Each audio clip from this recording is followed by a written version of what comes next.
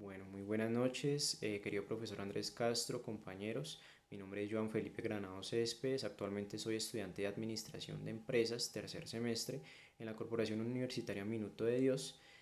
Actualmente, en el área de desarrollo social contemporáneo, vamos a relatar y a explicar cada uno de los hitos históricos del modelo de desarrollo dominante y las implicaciones de estos en nuestra sociedad actual.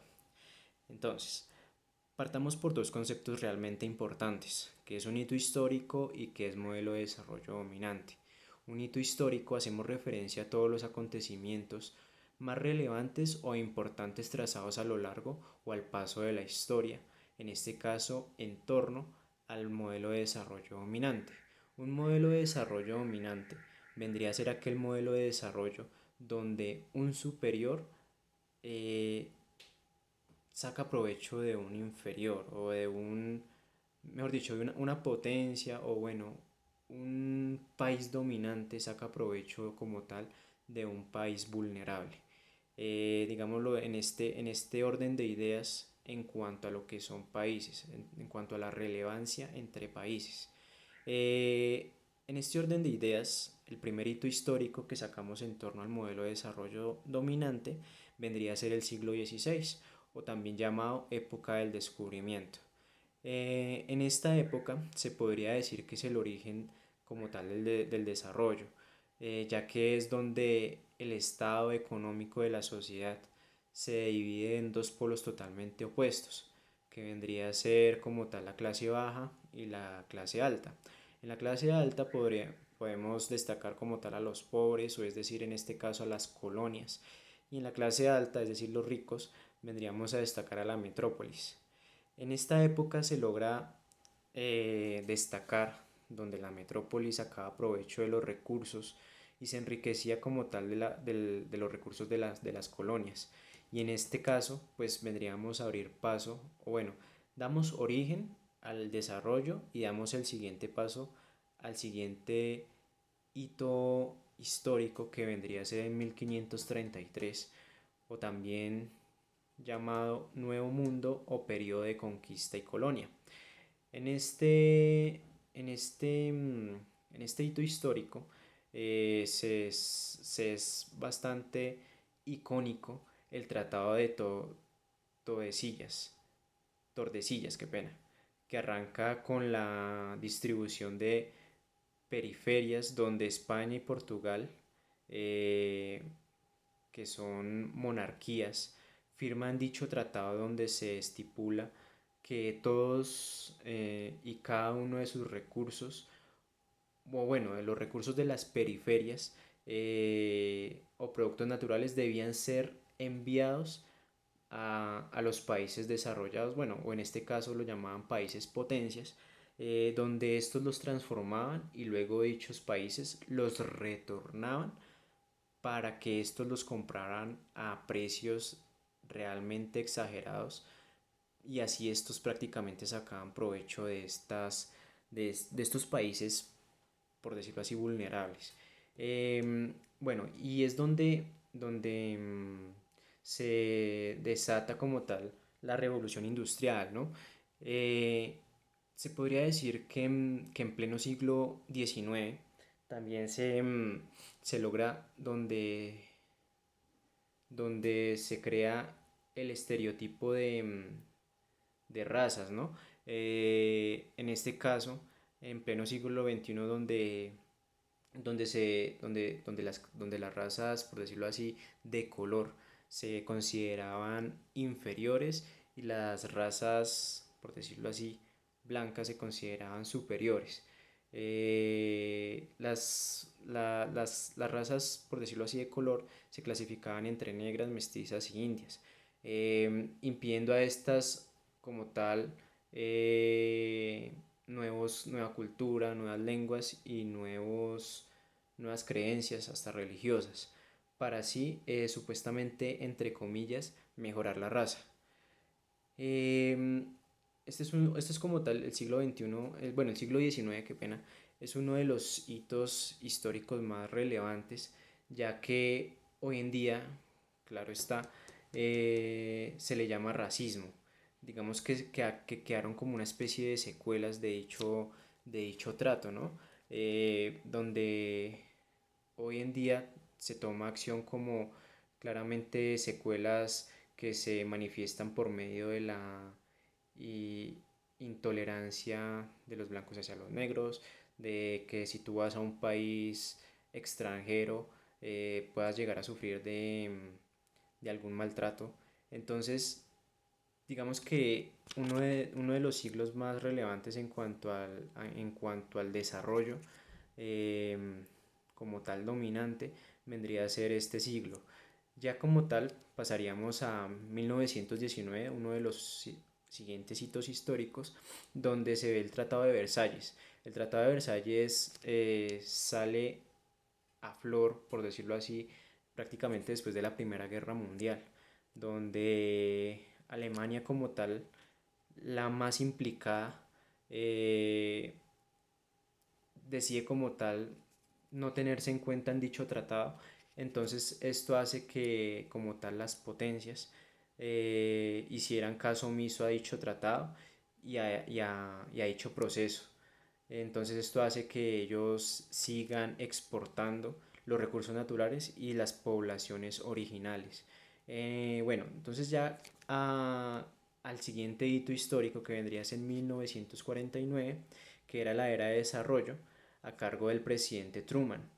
Este nos plantea que la necesidad de implementar políticas de desarrollo para que los países menos avanzados, es decir, los, en ese aspecto todavía no se tenía en cuenta como tal las subpotencias, bueno, los países subdesarrollados y los países desarrollados, digamos que salió a flote como tal esos términos.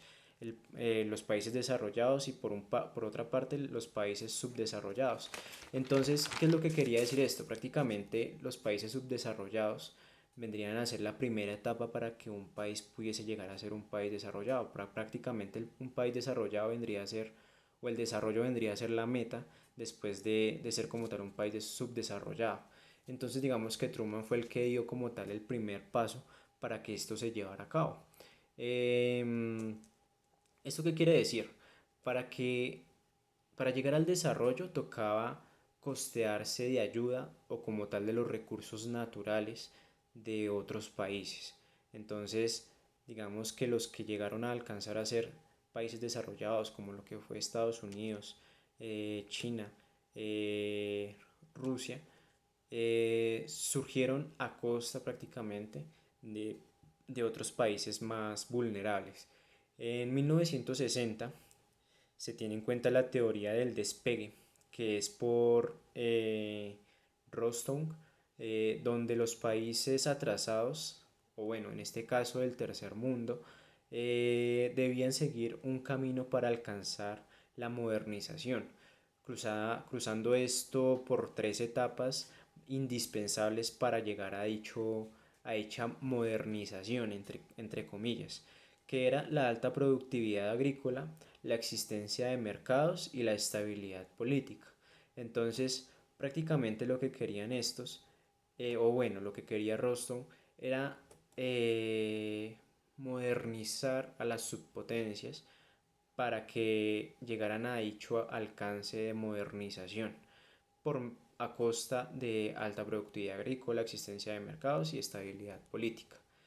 En este orden de ideas, en dicho tiempo, quienes alcanzaron el subdesarrollo fueron Brasil, México, eh, y de por sí, digamos que fue uno de los hitos históricos prácticamente con más relevancia.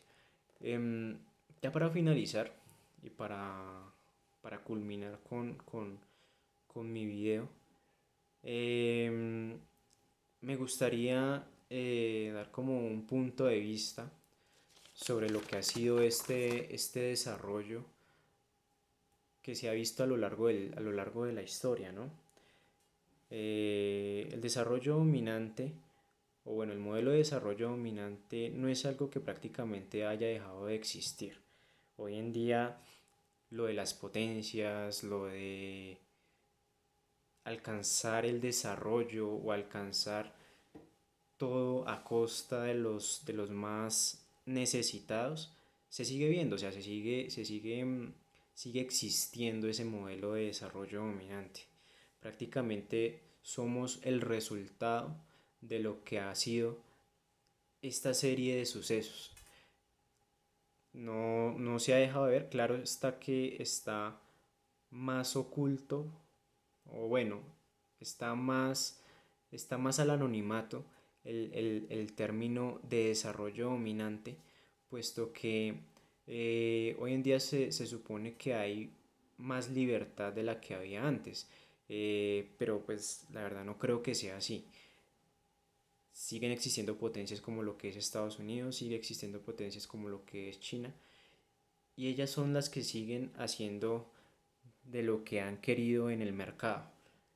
Hoy en día se tiene en cuenta que China fue protagonista en el 2020 de esta epidemia, bueno, esta pandemia que ha hecho que el mundo prácticamente se detenga en cuanto a lo que es eh, económicamente hablando.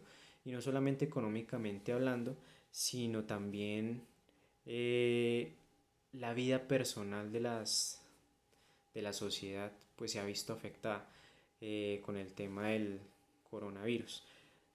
Digamos que las implicaciones de estos en nuestra sociedad actual eh, siguen y no creo que vayan a cambiar porque siempre va a haber un, un país en desarrollo y este se va a denominar como dominante. En este caso, quienes están en esa pelea, precisamente se tiene en cuenta que si surgió dicha pandemia en China, bueno,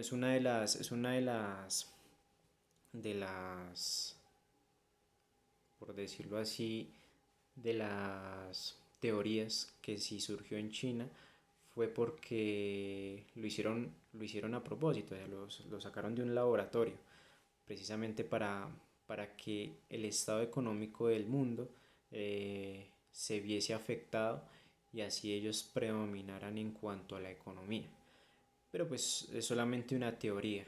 Entonces, el dólar es una de de los ejemplos más certeros de lo que estamos viviendo. Es decir, en base al dólar que es de Estados Unidos, es que gira prácticamente la economía de casi todo el mundo, o bueno, de casi toda América.